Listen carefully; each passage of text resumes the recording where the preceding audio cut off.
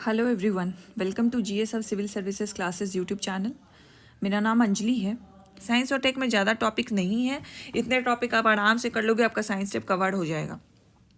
अब बाकी जैसे 69 पे आपने देखा होगा कि बहुत ही जनरलाइज क्वेश्चन पूछा था कि बताओ कंप्यूटर टेक्नोलॉजी का क्या एप्लीकेशन है। ये बहुत जनरलाइज है, तो इसको सेक्टर वाइज डिवाइड करके लिख सकते हो। फॉर एग्जांपल एजुकेशन में, हेल्थ में, एग्रीकल्चर में, इंडस्ट्रियल डेवलपमेंट में, सिक्योरिटी में, तो क्या इसमें कंप्यूटर टेक्नोलॉजी का यूज़ है। और इसको ऐसे भी लिख सकते हो कि कौन कौन से आविष्कार हो रहे हैं। For example machine learning, AI, big data, cloud computing, तो इसको भी ऐसे करके भी लिख सकते हो कि ये computer technology over the period of time कैसे इवॉल्व हो रहा है।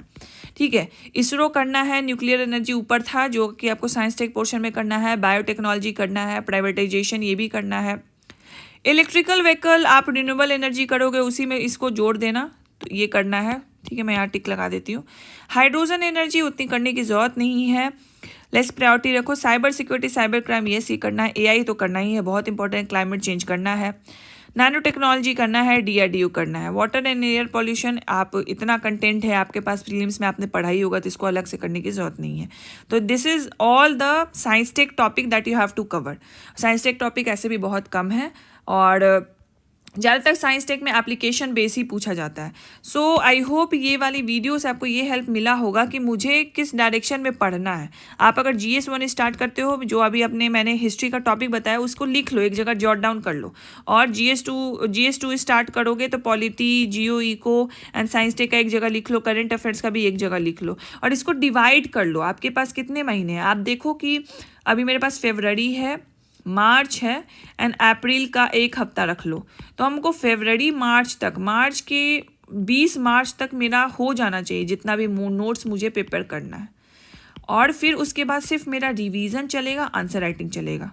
मतलब ये रिवीजन आंसर राइटिंग आप 10 से 12 घंटा करोगे। रिवीजन करोगे, आंसर राइटिंग करोगे, रिवीजन करोगे, आंसर, एक दिन रिवीजन रखोगे, नेक्स्ट डे उसका आंसर राइटिंग करोगे, एनालिसिस करोगे, फिर नेक्स्ट डे का रिवीजन करोगे, उसको फिर से लिखोगे, आंसर राइटिंग करोगे, एनालिसिस करोगे, फिर उसके नेक्स्ट डे का आप रिवीजन करोगे। इस तरीके से आपका प्रिपरेशन होना चाहिए। तो 20 मार्च तक ट्राई करो कि सारे नोट्स आपके कंप्लीट हो जाने चाहिए, और फिर उसके बाद आप नया चीज़ नहीं पढ़ोगे, इसी पे रिलाई करोगे, इसी पे कॉन्फिडेंस गेन करके जाओगे कि मैंने जो पढ़ा है वो सफिशिएंट है, इसी से मेरा मेंस क्लियर हो जाएगा। तो ये आपका ओवरऑल प्लान है। मेंटरशिप प्रोग्राम में आपको ये अलग से नोट्स बनाने की जरूरत नहीं है, हम नोट्स तो दे ही रहे हैं आपको। नोट्स पढ़िए, शॉर्ट नोट्स बनाइए, वो भी नहीं बनाएगा तो माइंड मैप से पढ़िए और बस उसको रिवाइज कीजिए माइंड मैप के थ्रू। अगर शॉर्ट नोट बनाना है तो बहुत अच्छा है, एक तरीके से आपको लिखने का भी प्रैक्टिस हो जाएगा, और जब रिवाइज करोगे तो आपके हैंड रिटन शॉर्ट नोट्स रहेंगे जिससे आप जल्दी रिवाइज कर लोगे, जो कि 1 पेज का नोट्स रहेगा। और फिर आपका टेस्ट होगा, मॉडल आंसर्स मिलेंगे, फीडबैक्स मिलेगा आपको, और फिर उसके बाद आपको पीयर कॉपीज़ भी मिलेगी। पीयर कॉपीज़ मान लीजिए 200 बच्चों ने टेस्ट दिया है तो हम एक ही PDF में आपको उसका लिंक प्रोवाइड कर देते हैं 200 बच्चों का। तो एटलीस्ट ऊपर के टॉप 5 कॉपीज़ तो आप देख ही लो, उनसे सीखो, उनसे कुछ एक्स्ट्रा पॉइंट लिखता है तो उसको अपने कॉपी में डालो। ये बहुत इंपॉर्टेंस रखता है और आपको बहुत बेनिफिट भी देगा इससे। ठीक है, तो if you want to enrol, sir के नंबर पे कांटेक्ट कर लीजिएगा। सर का नंबर डिस्क्रिप्शन और कमेंट बॉक्स में आपको मिल जाएगा। So this is all for this video. अच्छे से मेंस के लिए करिए, सोच लीजिए कि इस बार तो मेंस हमको क्लियर करना ही है, मतलब BPSC हमको क्लियर करना है, किसी भी हालत में करना है, और इस साइकिल से हमको निकलना है। तो इन्हीं टॉपिक को कवर कीजिए, रैंडम मत पढ़िए, कभी किसी का नोट्स पढ़ लिए, कभी किसी का नोट्स पढ़ लिए।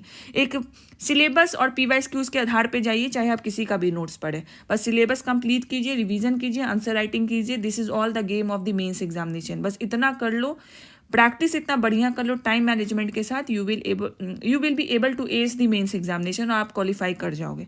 ठीक है, so thank you so much for watching, see you in the next video.